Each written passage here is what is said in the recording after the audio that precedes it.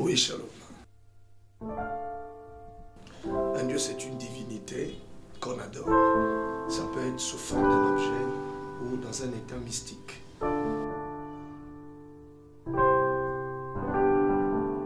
Le Dieu véritable, c'est le Dieu de la Bible pour commencer. Parce que la Bible est le plus ancien de tous les livres. Vous avez des livres mystiques, vous avez des livres historiques, vous en avez plusieurs, les bottins du monde qui parlent de l'histoire du monde, des phénomènes et tout ça. Ce sont des livres qui attirent l'attention de l'humanité. Parce qu'il y a l'introduction de beaucoup d'intelligence, on essaie de relater beaucoup d'histoires, mais le Dieu véritable, c'est le Dieu de la Bible, qui est le Dieu d'Israël. Pour commencer, ça a débuté depuis Adam, si je peux le dire ainsi, l'introduction de l'humanité au Jardin d'Éden. Et après la chute d'Adam et Ève, vous avez la naissance de Seth, puisque Seth veut dire le remplaçant d'Abel. Donc le fils d'Adam et Ève mourut par meurtre. C'est son frère qui le tua. Donc comme dit en Jean 3 et 12, ne soyez pas comme Caïn qui était du malade. Nous comprenons que Caïn n'était pas fils d'Adam. Il était un adorateur du diable, en fin de compte, parce qu'il était fils du diable. Seth remplace Abel, il était venu pour restaurer l'adoration. Donc il adorait le Dieu invisible. Alors le Dieu invisible, c'est cette force invisible qui est la grande lumière, donc la grande théophanie. Et après ça, nous avons eu l'histoire d'Enoch qui fut enlevé, qui adorait le Dieu véritable, donc le Dieu d'Adam, si on peut le dire ainsi, le créateur, le Dieu invisible. Et après Enoch, vous avez son arrière-petit-fils Noé, qui accepta aussi de servir le même Dieu à l'époque antédiluvienne. Donc quand nous avons eu la pluie antédiluvienne, la destruction massive du monde par la justice de Dieu. Mais après cela, il adorait ce Dieu dans l'arche, il est sorti. Nous avons eu Babylone. Donc il y a eu la tour de Babel, parce qu'ils parlaient le même langage, seulement ils ne voulurent plus adorer le Dieu véritable. Il y a eu destruction parce que c'est une force invisible, Dieu. Il est au-dessus de la magie, au-dessus de tous les rites, de la tradition. Et de là, nous avons vu qu'il y a eu un fils de Sem qui est sorti, donc Abraham. Abraham a quitté la Mésopotamie, Babylone, pour aller vers la terre de promesse. Donc c'était le Dieu véritable qu'il avait appelé par sa parole. Donc pour que Dieu se révèle, qu'il soit le Dieu véritable, il faut le retrouver dans la parole, pas seulement dans les visions, dans les prophéties, dans les songes. Il faut que les prophéties, les visions, les songes, toutes ces choses, ces dents, se marient à la parole. Et quand vous prenez Jean 1, il est dit, au commencement était la parole était avec Dieu, la parole était Dieu, en elle était la vie, et la vie était la lumière des hommes. Donc on identifie Dieu comme étant la parole. La parole est avec Dieu, et la parole était Dieu. Donc pour avoir Dieu, vous devez transcender les Saintes Écritures. Et Dieu, au verset 14 de Jean 1, on dit, la parole s'est faite chair, elle habitait parmi nous. Nous avons contemplé sa gloire comme la gloire du Fils unique venu du Père. Et ce Fils unique, c'était la parole, la lumière, Christ. Donc le Dieu véritable s'appelle Jésus-Christ.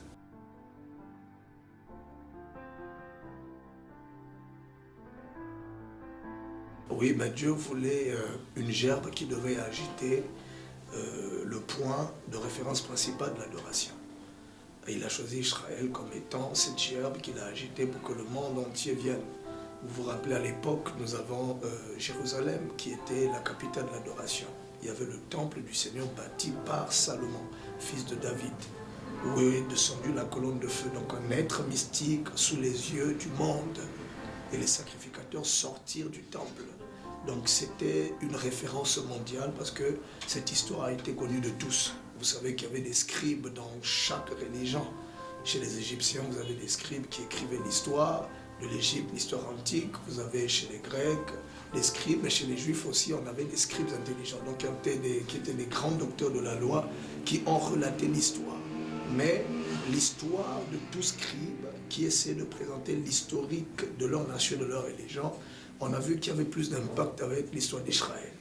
Tous les peuples connaissaient l'impact d'Israël. Dieu envoyait des prophètes qui annonçaient des choses qui concernaient même les nations et la nation d'Israël. Les nations, les païens et tous avaient des dieux, mais seulement Israël avait un Dieu qui était au-dessus de tous les dieux. Il a ouvert la mer Rouge, chose qui n'avait jamais été faite. Il a frayé la voie là où il y avait des eaux. Il a rendu sec la terre boueuse. Et alors il a vaincu plusieurs rois et plusieurs armées et plusieurs nations au travers de son peuple, de ses envoyés, de ses prophètes. Donc il y avait déjà cet impact mondial. Donc tout le monde savait que le Dieu d'Israël était au-dessus. Ils n'adoraient pas les idoles, toutefois que l'idolâtrie entrait au milieu de l'assemblée d'Israël. Dieu envoyait un prophète pour annoncer à son peuple de revenir vers lui. Et quand le peuple ne revenait pas, Dieu les confondait. Vous avez eu la captivité d'Israël en Babylone, vous avez la captivité d'Israël sous plusieurs cieux, en Égypte. Pourquoi? Parce que quelque part, le peuple s'éloignait de la face de Dieu. Donc l'Afrique, qui est un continent, l'un des continents, qui est même le berceau de l'humanité, ne fait pas partie de la nation. Parce que dans la Bible, quand on parle de la nation, il est question d'Israël. Mais les nations, il est question des nations païennes, les gentils. Alors les gentils n'adoraient pas le vrai Dieu. C'est Abraham, étant Abraham qui écouta la voix de l'Éternel, qui sortit. Il entendit la parole. Il sortit et il alla vers la terre de promesse. Il engendra le peuple juif, lui qui n'était pas un juif. C'est à partir de là qu'on a cette référence de l'adoration de par Abraham.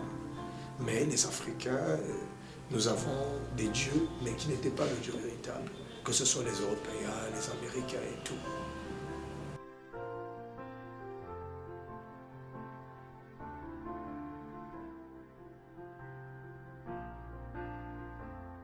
Bon, la certitude pour se baser, c'est que quand vous regardez l'histoire de la Bible ne nous parle pas seulement d'Israël. La Bible nous parle de l'éternité. Elle nous ramène à l'identification de la création. Parce que quand il y a la création, vous n'avez pas Israël tant que nation.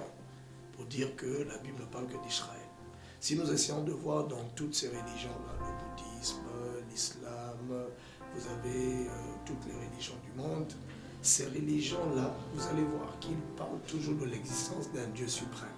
Les bouddhistes parleront de Bouddha, les chrétiens parlent de Jésus, les juifs, le judaïsme parle de Jéhovah et l'islam parle de Allah. Et quand vous essayez de voir, Bouddha dit qu'il ne connaît pas le chemin. Alors Mahomet dit qu'il ne connaît pas toute la vérité. Mais Jésus a dit, je suis le chemin, la vérité et la vie. Donc nous comprenons que Jésus a conclu toutes ces choses, que eux ont laissé en suspense. Voilà pourquoi nous disons que le Dieu de la Bible est le Dieu véritable, parce que la Bible l'identifie. C'est le Seigneur Jésus-Christ.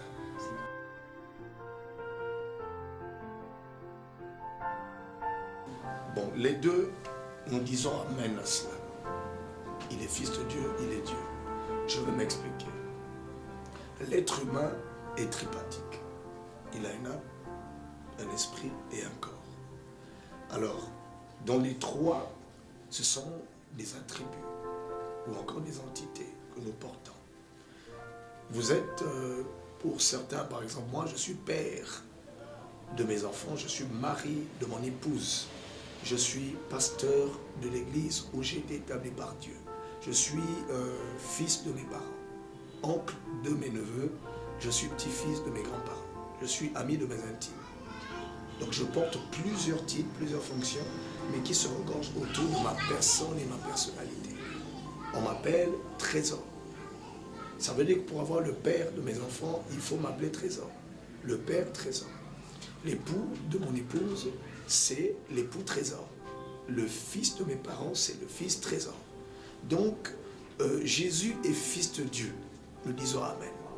Pourquoi? Parce que, étant fils de Dieu, il a porté une dispensation, une entité qu'on appelle la filiation, sous la forme de la parole. Donc, étant fils de Dieu, il a pris la dispensation de la parole. Parce que la parole est née de la pensée. Même littéralement, nous savons que la parole est l'expression de la pensée. Donc, le Père, c'est l'Esprit, la grande théophanie. Le Fils, c'est la parole qui est la lumière. Donc, nous disons qu'il est Fils de Dieu, il est Dieu. Je peux le prendre très rapidement dans le livre de 1 Jean. 1 Jean ici, à partir du chapitre 5. Si nous le prenons,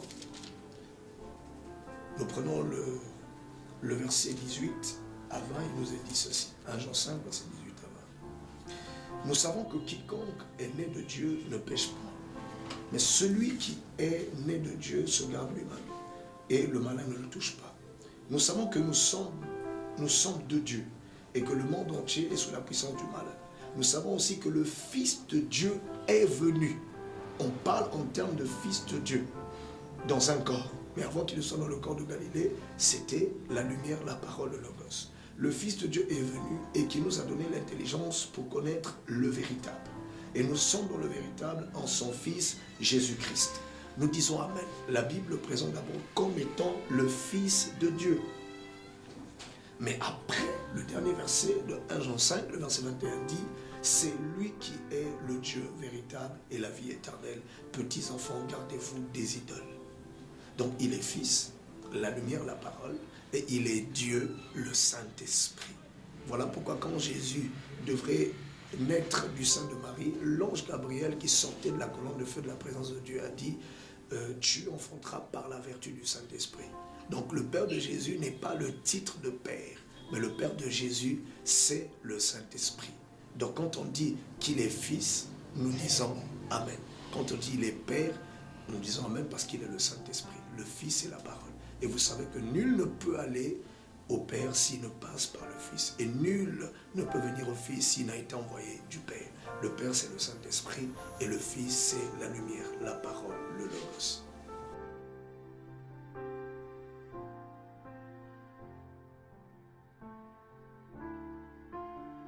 Bon, nous ne sommes pas sauvés par cette panoplie de croyances ou de dénominations. Mais nous sommes sauvés par Christ Jésus. Parce qu'il est dit dans Marc 16, à partir du verset 15, c'est Jésus qui parle, qui donne la grande commission à l'Église. Il dit, allez-y par tout le monde, prêchez la bonne nouvelle à toute la création. À celui qui croira et qui sera baptisé sera sauvé. Mais celui qui ne croira pas, il sera condamné. Parce que tous sont des croyants. Oui, tous sont des croyants. Je dis bien, tous sont des croyants quand ils sont croyants de Jésus-Christ. Mais ils ne sont pas croyants quand ils fixent leur foi sur la dénomination. Là, ils deviennent dénominationnels. Maintenant, vous pouvez faire partie d'une dénomination. Il suffit juste que vous soyez chrétien. Vous êtes sauvé. Parce qu'il n'y a de salut en aucun autre nom si ce n'est le nom de Jésus-Christ. Il ne peut repousser personne qui vient à lui. C'est ce que dit la Bible. Il ne repousse personne. Quand vous venez à lui, quelle que soit votre dénomination, votre appartenance religieuse, vous êtes sauvé. Mais seulement la différence qu'il y a, c'est que pour être enlevé, vous devez croire en Jésus et vous devez croire à la révélation de la plénitude de sa parole. Voilà la différence. Là, on peut dire que pour être enlevé, vous devez croire le message envoyé par Jésus-Christ au temps de la fin, avant le jour de l'Éternel qui est le jugement dernier. Mais pour être sauvé, c'est en Jésus-Christ. Quelle que soit la dénomination, il suffit que vous soyez sincère avec votre foi. Le message envoyé par Jésus-Christ en ce temps de la fin, c'est le dernier message. Le message qui s'identifie dans Malachie 4, le verset 4 à 6. Vous avez Apocalypse 10, le verset 1 jusqu'au verset 7. Et si vous faites la continuité jusqu'à 11, vous avez Zacharie 14, le verset 7. Et vous avez Genèse 18, où Elohim a paru à Abraham avec les deux anges sous les chaînes de Mamré. C'est le message du temps de la fin, et voilà. Mais sinon, Jésus est le Dieu véritable, voilà. Le dernier mot, c'est que il est écrit à celui qui croira et sera baptisé, sera sauvé. Mais celui qui ne croira pas, il sera condamné. Croire en qui? En Jésus-Christ et à toute sa parole. Alors j'invite les téléspectateurs et les amis internautes de pouvoir transcender les Saintes Écritures, à savoir qu'il n'y a qu'un seul Dieu. Bouddha n'est pas Dieu, Mahomet n'est pas Dieu, les traditions humaines ne sont pas Dieu. Le Dieu véritable, c'est Jésus et la vie éternelle, l'unique vrai Dieu.